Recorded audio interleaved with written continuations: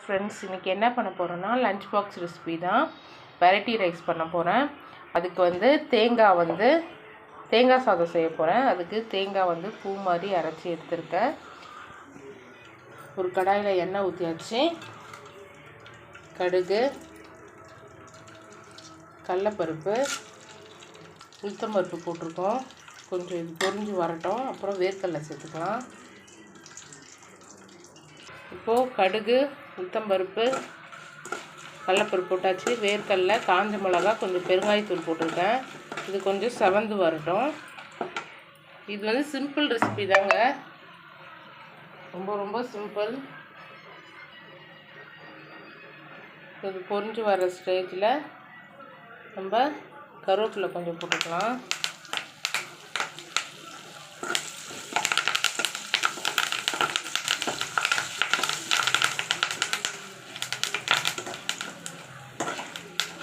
பொரிஞ்சு வந்துடுச்சு. அடுப்பை ரொம்ப ஸ்லோ பண்ணிவிட்டு நம்ம அரைச்ச தேங்காவை போட்டுக்கலாம். இப்போது போட்டு கொத்தமல்லி கொஞ்சம் போட்டாச்சு. நல்லா மிக்ஸ் பண்ணிவிட்டு நம்ம அடுப்பு ஆஃப் பண்ணிடலாம். இப்போ சாப்பாடு போட்டு கிளறிடலாம். ஃபைனலாக தேங்காய் சாதம் கிளறிட்டோம். இப்போ இதுக்கு சைட் டிஷ் என்னென்னா எக்கு வேகுது.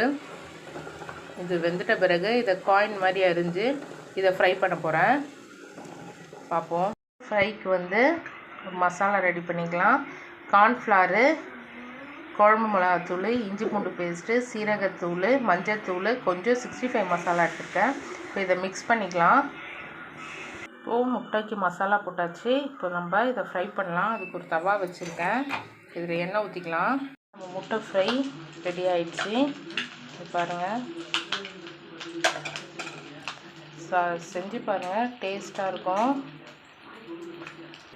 அப்புறம் நம்ம சாப்பாடும் ரெடி ஆகிடுச்சு. இன்னியோட லஞ்ச் பாக்ஸ் இதுதான். Coconut rice, coin, egg fry.